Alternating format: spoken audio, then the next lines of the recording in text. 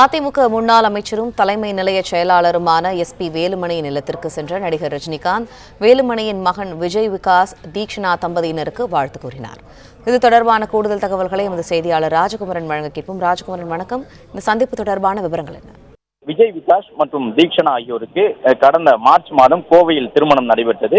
இந்த திருமண விழாவில் பல்வேறு முக்கிய தலைவர்கள் பங்கு பெற்று நேரில் வாழ்த்து சொல்லியிருந்தார்கள். இந்த நிலையில்தான் நடிகர் ரஜினிகாந்த் அதிமுக முன்னாள் அமைச்சர் எஸ்பி வேலுமணி அவர்களுடைய இல்லத்திற்கு சென்று எஸ்பி வேலுமணி அவர்களின் மகனான விஜய் விகாஸ் தீக்ஷனா தம்பதியருக்கு தங்களுடைய வாழ்த்துக்களை தெரிவித்திருக்கின்றார் நடிகர் ரஜினிகாந்த். அதன்படி சென்னை பட்டினப்பாக்கத்தில் இருக்கக்கூடிய எஸ்பி வேலுமணியின் இல்லத்திற்கு நடிகர் ரஜினிகாந்த் சென்றிருக்கின்றார்.